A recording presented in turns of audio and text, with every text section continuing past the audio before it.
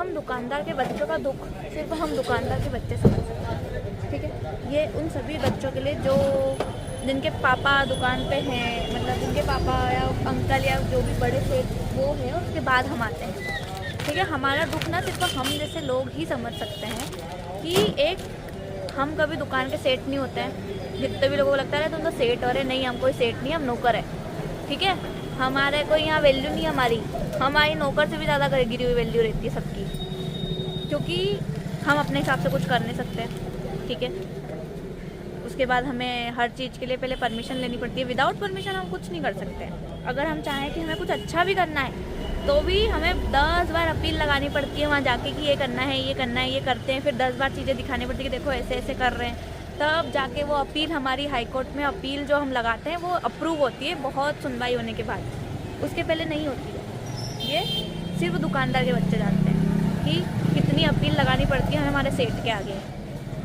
हमारे सेठ के पास हमारे सारे खर्चे होते हैं, वो हमें देंगे तब हम खर्चा कर पाएंगे।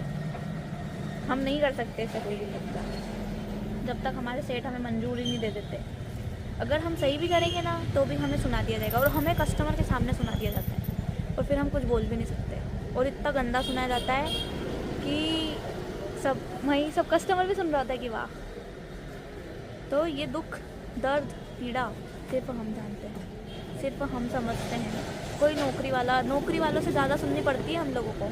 नौकरी वाले को तुम मैनेजर को गाली बक सकते हो, हम क्या करें, हम तो रो भी नहीं सकते।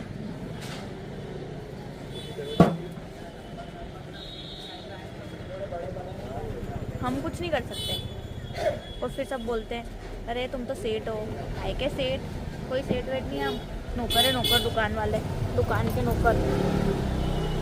और वो भी फुल टाइम, सुबह 11 से रात की 11 बजे तक के। ऐसा भी नहीं 9 से 5 के नौकर हैं, हम सुबह से लेकर रात तक के नौकर हैं। और बिना फीस वाले, हमें कोई तनख्वाह नहीं मिलती है भाई, हम बिना तनख्वाह के काम करते हैं।